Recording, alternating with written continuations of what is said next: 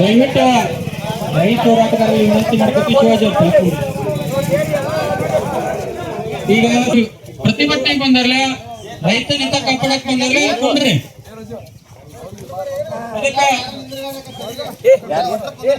ಇಲ್ಲ ಯಾರಿಗೆ ಯಾವ ಕುಟುಂಬ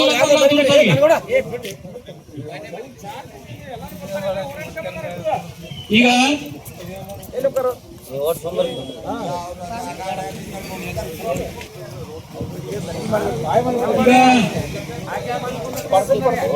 ಬಬಲೇಶ್ವರ ತಾಲೂಕಿನಿಂದ ತಾಲೂಕು ಅಧ್ಯಕ್ಷರು ಕರ್ನಾಟಕ ರಾಜ್ಯ ರೈತ ಸಂಘ ತಾಲೂಕು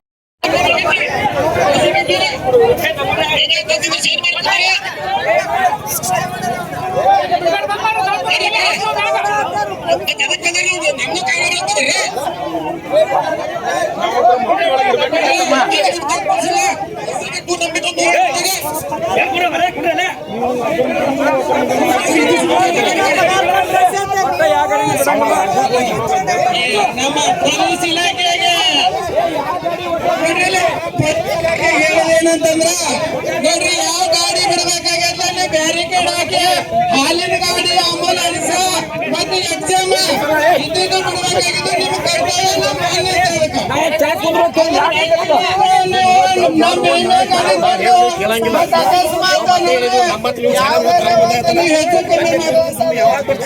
ಹಾಲಿನ ಗಾಡಿ ಸಾರಿ ಹಾಲಿ ಮಾಡಿ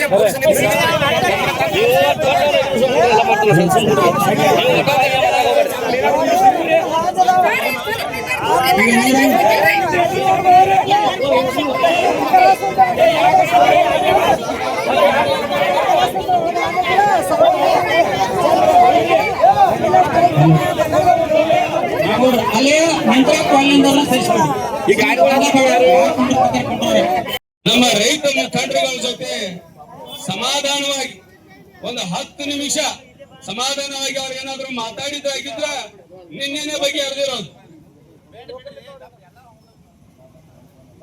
ನಮ್ಮ ಪ್ರಶ್ನೆ ಏನಾಗಿತ್ತು ಅಂತಂದ್ರೆ, ಬೇಸಿಗೆ ಸಂದರ್ಭದಲ್ಲಿ ಇಲ್ಲಿ ನೀರಿನ ಅವೈಲಬಿಲಿಟಿ ಇರೋದಿಲ್ಲ. ನಮ್ಮಲ್ಲಿ ಬೋರ್ವೆಲ್ ನೀರು ಉಪ್ಪೈತಿ. ಹೊಳಿ ಒಣಗಿತ್ಪ ಅಂತಂದ್ರ ಹೊಳಿ ಒಳಗಿನ ಮೀನುಗಳು ಸತ್ತು ಹೊಳಕನ್ನ ಆಡ್ತೈತಿ. ದನಗಳು ಅದ್ರ ನೀರನ್ನು ಕುಡಿಯಂಗಿಲ್ಲ, ಬೋರ್ವೆಲ್ ಉಪ್ಪು ನೀರನ್ನು ಕುಡಿಯಂಗಿಲ್ಲ. ಮತ್ತ ಹಾನಿ ಆಗುದು ಗಟ್ಟಿ. ಇದಕ್ಕೆ ಬೇರೆ ಕಡೆಯಿಂದ ನೀರ್ ತರ್ಬೇಕಂತಂದ್ರ ನದಿಗೆ ನೀರನ್ನು ಬಿಡಿಸ್ಕೊಂಡ್ ಬರ್ಬೇಕು.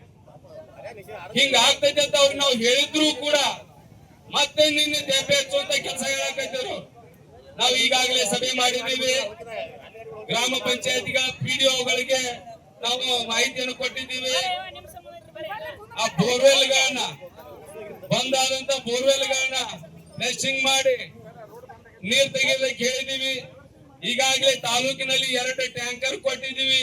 ಸುರ್ಪಾಯಿಲಿಗೊಂದು, ಇನ್ನೊಂದು ಯಾವ್ದೋ ಊರಿಗೆ ಹೇಳಿದ್ರು 2 ಟ್ಯಾಂಕರ್ ಕೊಟ್ಟಿದ್ದೀವಿ ಅಂತ ಹೇಳಿ. 2 ಟ್ಯಾಂಕರ್ ನಿಂದ ಇಡೀ ತಾಲೂಕಿನ ಎಲ್ಲ ಹಳ್ಳಿಗಳಿಗೆ ನೀರ್ ಸಪ್ಲೈ ಮಾಡಕ್ ಆಗ್ತೈತೇನ್ರಿ? ಪ್ರತಿಯೊಂದು ಹಳ್ಳಿಗೆ 2 ರಿಂದ 3 ಟ್ಯಾಂಕರ್ಗಳು ಬೇಕು. ಅದನ್ನ ಕೇಳಿಸ್ಕೊಳಕ್ ಅವ್ರಿಗೆ ಅವಧಾನ ಇರ್ಲಿಲ್ಲ. ಹಂಗಾಗಿ DC ಅವ್ರನ್ನ ಕರೆಸ್ರಿ. ನಿಮ್ಮ ವ್ಯಾಪ್ತಿಯಲ್ಲಿ, ನಿಮ್ಮ ತಾಕತ್ನಲ್ಲಿ ಇದು ಕೆಲಸ ಆಗುದಿಲ್ಲ. ನಿಮಗೆ ಕೇಳಿಸುವಷ್ಟು ಶಕ್ತಿ ಇಲ್ಲ, ಸಮಸ್ಯೆ ಹರಿಸುವಷ್ಟು ಶಕ್ತಿ ಇಲ್ಲ, ತಾಳ್ಮೆನೂ ಇಲ್ಲ. ಒಟ್ಟಿನಲ್ಲಿ ನಿಮಗೆ ಇಲ್ಲಿ ಅಸಿಸ್ಟೆಂಟ್ ಕಮಿಷನರ್ ಆಗಿ ಮುಂದುವರಿಯೋದಕ್ಕೆ ಯೋಗ್ಯತೆ ಇಲ್ಲ. ಅದಕ್ಕಾಗಿ ನಿಮ್ಮ ಮಾತನ್ನ ನಾವಿನ್ನು ಕೇಳೋದಿಲ್ಲ. ದಯವಿಟ್ಟು ಕರೆಸುವಂಗಿದ್ರೆ, ಬರುವಂಗಿದ್ರೆ ಉಸ್ತುವಾರಿ ಮಂತ್ರಿಗಳು ಬರಬೇಕು, DC ಅವ್ರು ಬರ್ಬೇಕು. ಅವ್ರು ಬರುವವರೆಗೂ ನಾವು ಕಾಯ್ತೀವಿ. ನಾವು ಶಾಂತಿಯುತವಾಗಿ ಒಂದು ಮರದ ಕೆಳಗಡೆ ಏನಪ್ಪಾ ಅಂತಂದ್ರೆ ಕುಂತು ನಾವು ಪ್ರತಿಭಟನೆಯನ್ನು ಮಾಡ್ತೀವಿ. ಎಲ್ಲಾ ಮಾಹಿತಿಯನ್ನು ನಿಮಗೆ ಕೊಟ್ಟಿದ್ದೀವಿ. ಅವ್ರು ಬರಬೇಕು. ಬಂದು ನದಿಗೆ ನೀರು ಬಿಡಿಸುವಂತ ಕೆಲಸವನ್ನ ಮಾಡಬೇಕು ಅಂತ ಹೇಳಿ ನಾವು ಕೇಳ್ಕೊಂಡಿದೀವಿ. ನಿನ್ನೆನೆ ಆಗಿರುವಂತ ವಿಷಯ ಎಲ್ಲ ಪೊಲೀಸ್ ಇಲಾಖೆಗೂ ಗೊತ್ತೈತಿ, ತಾಲೂಕಾ ಆಡಳಿತಕ್ಕೂ ಗೊತ್ತೈತಿ, ಬಹುಶಃ ಈ ವಿಷಯ ಜಿಲ್ಲಾ ಆಡಳಿತಕ್ಕೂ ಗೊತ್ತೈತಿ. ಅದಾದ್ರೂ ಕೂಡ ಈಗ 1 ಗಂಟೆ ಆಯ್ತು. ಬೆಳಿಗ್ಗೆ 10:30 ಬಂದು ಒಂದು ಮಾಹಿತಿಯನ್ನು ಕೊಟ್ಟಿದ್ದೀವಿ. 1 ಗಂಟೆ ತನಕ ನೋಡ್ತೀವಿ. 1 ಗಂಟೆ ಆದ ನಂತರ ನೀವೇನ್ ನಮ್ಮನ್ನ ಅರೆಸ್ಟ್ ಮಾಡ್ತೀರೋ, ಜೈಲಿಗೆ ಹಾಕ್ತಿರೋ ಅಥವಾ ಏನ್ ಮಾಡ್ತೀರಿ ಮಾಡ್ರಿ, ನಾವ್ ಅದಕ್ಕೆಲ್ಲ ತಯಾರದೀವಿ. ಏನ್ ಗಲ್ಗೇನ್ ಹಾಕಕ್ಕಾಗಂಗಿಲ್ಲ ನಮ್ಮನ್ನ.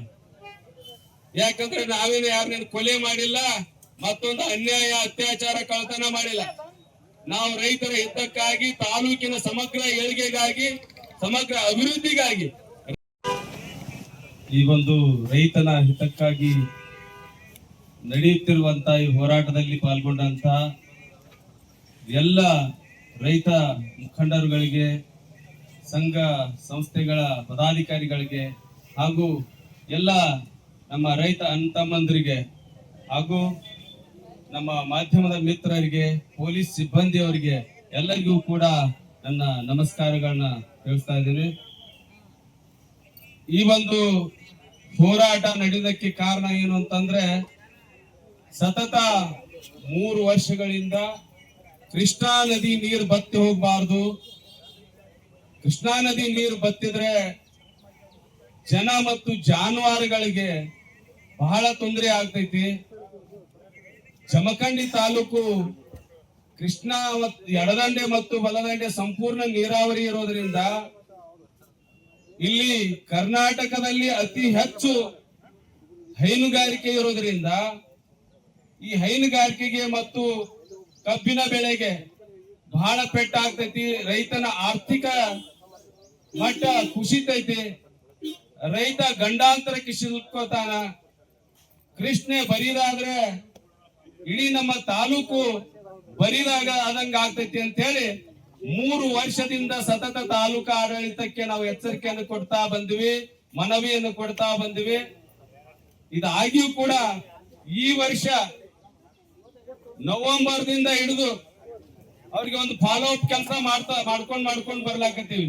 ನದಿ ಒಣಗಬಾರ್ದ್ರಿ, ಆ ಜಾಕಿಲ್ ಬಂದ್ ಮಾಡಿಸ್ರಿ, ನದಿ ಒಣಗಬಾರ್ದು, ಈ ಜಾಕಿಲ್ ಬಂದ್ ಮಾಡಿಸ್ರಿ, ಮೇಲಿಂದ ಗೇಟ್ ಮುರ್ಕೊಂಡೈತೆ ಅಂದ್ರೆ ರಿಪೇರಿ ಮಾಡಿಸ್ರಿ, ಬೇಸಿಗೆ ಒಳಗೆ ಈ ವರ್ಷ ಗೇಟ್ ಮುರಿದೈತಪ್ಪ ಅಂದ್ರೆ ಸಮಸ್ಯೆ ಆಗ್ತೈತಿ, ಮೇಲಿಂದ ನೀರ್ ತರಿಸುವಂತದ್ ಏನಾದ್ರು ಒಂದು ವ್ಯವಸ್ಥೆ ಮಾಡ್ಕೊಡ್ರಿ ಅಂತೇಳಿ. ಅದು ಯಾವ್ದು ಅವ್ರು ಮಾಡ್ಲಿಲ್ಲ. ನಾವು ಒಂದ್ ಸ್ವಲ್ಪ ಕಾದು ನೋಡಿದೀವಿ. ಮಳೆನೂ ಬರ್ಲಾಕತ್ತಿಲ್ಲ, ಹೊಳೆಗೆ ನೀರು ಬರಾಕತ್ತಿಲ್ಲ.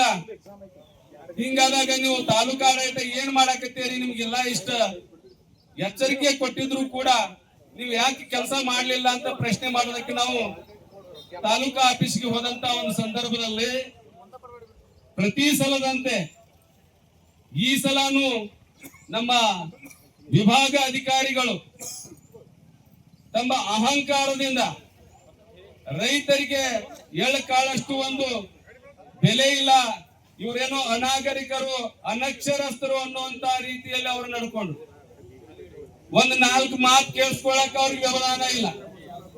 ಯಾಕಿಲ್ಲ?